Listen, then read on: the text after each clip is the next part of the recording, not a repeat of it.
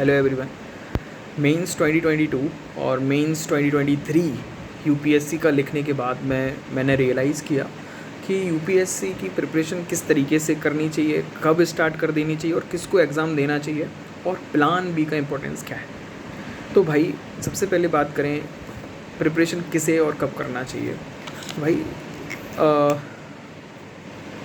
UPSC के लिए अपने आप में एक रिसोर्सेज बहुत बड़ा इम्पोर्टेंट पार्ट है जो लोग बात नहीं करते हैं। रिसोर्सेज मतलब आपके पास में टाइम होना चाहिए। सबसे पहले तो 1 से 1.5 साल की प्रिपरेशन है तो टाइम रिसोर्स है। सेकंड थिंग, टाइम रिसोर्स के साथ में आपको फाइनेंशियल रिसोर्सेज भी चाहिए। फाइनेंशियल बैकअप आपके पास होना चाहिए, मतलब रिसोर्सेज आपके पास में हों। कोचिंग की फ़ीस देनी है, अगर आप दिल्ली में जाओगे तो वहाँ पे रहना है, इस सब का रेंट अरेंजमेंट, फूड अरेंजमेंट है, इन सब के लिए फाइनेंशियल सपोर्ट भी बहुत ज़्यादा तगड़ा वाला चाहिए है। तो इन सबको देखते हुए ही आपको डिसीजन लेना चाहिए कि आपको किस तरीके से यूपीएससी की प्रिपरेशन और कब करनी चाहिए। इसीलिए मैं सजेशन करूँगा, अगर फाइनेंशियल रिसोर्सेज आपके पास में अच्छे नहीं हैं तो आप पहले जॉब कर लें। ग्रेजुएशन के स्टार्ट में आप थोड़ा सा डिसाइड करें, या फिर ग्रेजुएशन के एंड तक आते आते किसी न किसी जॉब के लिए आप अपने आप को रेडी कर लें। अगर गवर्नमेंट जॉब आपको करनी है तो पहले से आपको प्रिपरेशन करके आपको गवर्नमेंट जॉब के लिए करना है। ग्रेजुएशन के पहले से जॉब की प्रिपरेशन करनी है और ग्रेजुएशन के बाद आपको जल्दी से जल्दी जॉब ले लेनी है। और जॉब लेने के बाद में आप करिए और थोड़ा सा बहुत एक्सपीरियंस यूपीएससी के लिए करते रहिए। थोड़ा सा लंबा टाइम हो सकता है आपके लिए, बट प्रैक्टिकल यही है कि आपके पास में अच्छी खासा टाइम रिसोर्स और फाइनेंशियल रिसोर्स तो होने ही चाहिए। फ़ायदा ये रहेगा कि अगर मान लीजिए यूपीएससी में अनसर्टेनिटी हर जगह है, बट अगर आपके पास एक्सपीरियंस है, जॉब एक्सपीरियंस है और कोई और जॉब भी कर रहे हो, तो आपके पास में मेंटल प्रेशर नहीं होगा और एंजाइटी नहीं होगी, स्ट्रेस नहीं होगा, तो आराम से आप परफॉर्म कर सकते हो। दूसरी चीज़, अगर फाइनेंशियल रिसोर्सेज आपके पास में है तो भाई आप 3rd ईयर में यानी कि 5th सेमेस्टर में अपनी प्रिपरेशन स्टार्ट कर दें। बेसिक से स्टार्ट करिए, स्ट्रक्चर को, पैटर्न को पहले समझिए और पेपर को पढ़ के बैठिए। पुराने पेपर जो हुए हैं उसको पढ़कर देख लीजिए कि आप इस एग्ज़ाम में आप वो क्वेश्चन आपको अच्छे लग रहे हैं कि नहीं लग रहे हैं, और उस माइंड में आप जाना चाहते हो कि नहीं जाना चाहते हो। आपका डिसीज़न किसी भी अदर पर्सन के ओपिनियन पे बेस नहीं होना चाहिए। मतलब आप किसी भी वीडियो को देख लो, यूट्यूब शॉर्ट वीडियो होती हैं, ग्रांट एंट्री, आईएएस पावर वगैरह, ये इस सब से कैरियर के डिसीज़न नहीं लिए जाते हैं। तो अगर आपको प्रिपरेशन करनी है, थोड़ा सा बैकग्राउंड देखिए यूपीएससी का, हम इसका आउटकम क्या होगा, आपको जॉब कौन सी मिलने वाली है, आप उस जॉब में फील्ड वर्क जो भी रहेगा, जॉब वर्क ड्यूटी आपकी रहेगी, आप उसको लाइक करते हो या नहीं करते हो, आपको वो अच्छा लगेगा नहीं लगेगा, तो ये भी आपको सोचना चाहिए। फिर बात करते हैं एक्सपीरियंस का, बहुत इम्पोर्टेंस है। और जो जॉब कर रहे हैं तो उनको छोड़नी चाहिए या नहीं छोड़नी चाहिए। तो प्रिपरेशन के लिए टाइम तो चाहिए, अगर मैनेज हो सके तो जॉब नहीं छोड़ना चाहिए और आप 5 घंटे डेली करिए तो 1 साल का आप कोचिंग करके एग्ज़ाम दे सकते हो, क्योंकि आपके पास डिसिप्लिन पहले से है, रूटीन भी आपके पास पहले से है, जो कि बाकी एस्पिरेंट्स के पास में नहीं होता है, जिसको जो जॉब नहीं कर रहा। तीसरी चीज़, जो यूपीएससी कंटिन्यूअस दे रहे हैं लेकिन फेल हो रहे हैं कहीं ना कहीं, जैसे कि मैंने लगातार 2 यूपीएससी की प्रीलिम्स फेल होने के बाद में लगातार 2 यूपीएससी की प्रीलिम्स क्लियर किए। 2022 का मेंस लिखा, 2023 का भी मेंस लिखा, बट यूपीएससी में कोई सर्टेनिटी नहीं है और इसका कुछ सर्टिफिकेट लेकर भी कहीं आप जा नहीं सकते हो इस तरीके से कि मुझे इसके बेसिस पे बड़ी कुछ अच्छी खासी जॉब भी आसानी से मिल जाए। आसानी से नहीं मिलेगी, तो आपको थोड़ा सा यहाँ पर भी अलग से स्ट्रगल करना पड़ेगा अगर आपको इसके बेसिस पे भी जॉब चाहिए है। लेकिन मान लीजिए प्रीलिम्स ही नहीं हो रहा है तो क्या करना चाहिए भाई, मैं आपसे कहूँगा 2 अटैम्प्ट के बाद में, अगर आपने 2 अटैम्प्ट पढ़ाई करने के बाद में यूपीएससी के दे दिए हैं, अब आपको जॉब करनी ही चाहिए।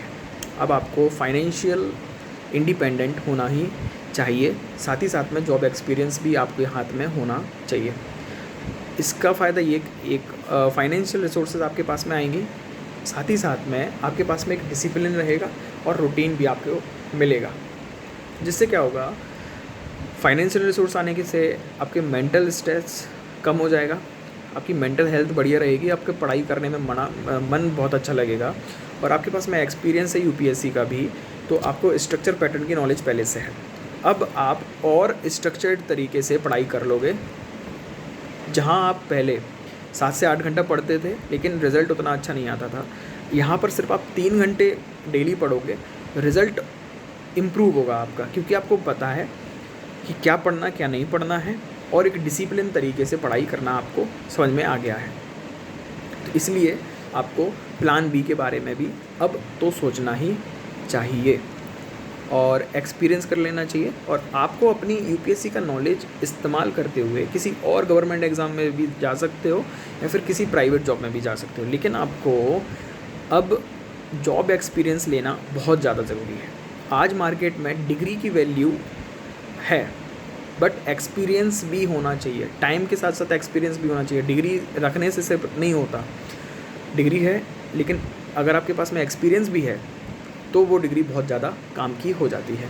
इसलिए यूपीएससी आपने दे रहे हो या देने वाले हो तो एक थोड़ा सा सोच समझ के किसी की दूसरे का एक्सपीरियंस ले लीजिए, उसका ओपिनियन भी सुन लीजिए, उसके एक्सपीरियंस को सुन लीजिए, और उसके हिसाब से थोड़ा सा डिटेल्ड वे में डिसीज़न लेना चाहिए यूपीएससी के में। कोई जल्दबाजी नहीं करनी चाहिए आपको कि आपने किसी का सुन लिया, वीडियो देख लिया, बस हम जाएंगे और आपको लगता है 1 साल करके, ऐसा नहीं होता।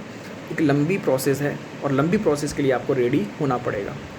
प्लान बी के लिए अगर मैं बात करूं क्या क्या कर सकते हो, अगर आप ह्यूमैनिटीज़ बैकग्राउंड के हो तो आप मास्टर्स ज़रूर कर लें, साथ ही साथ में यूपीएससी की प्रिपरेशन के साथ में मास्टर कंप्लीट कर लें। साथ ही साथ में आप नेट जेआरएफ की प्रिपरेशन भी कर सकते हो। नेट जेआरएफ क्वालिफाई करने का बहुत अच्छा अपॉर्चुनिटी आपके पास में होती है। असिस्टेंट प्रोफेसर के लिए इस लाइन में, एकेडमिक लाइन में आप जा सकते हो। एक बहुत ही गोल्डन अपॉर्चुनिटी होती है सारे यूपीएससी एस्पिरेंट्स के लिए, क्योंकि उन्होंने एक अच्छे लेवल पे तैयारी कर ली है, उन्हें समझ में आ गया तैयारी कंपटीशन को फेस कैसे करना है। इसके अलावा आप गवर्नमेंट जॉब की प्रिपरेशन भी कर सकते हो, किसी और दूसरे प्राइवेट जॉब में जा सकते हो, कहीं भी एनजीओ में आप काम कर सकते हो।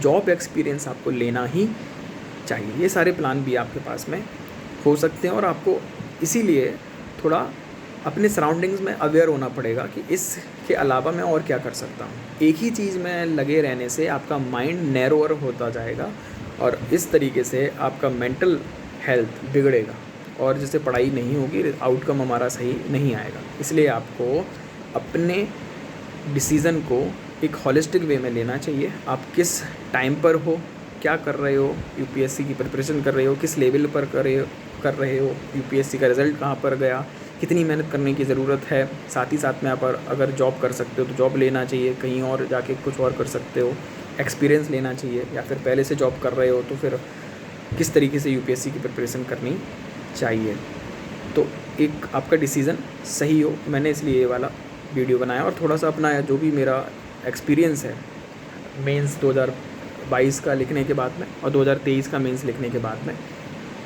वो मैं आपसे के साथ शेयर करना चाहता था।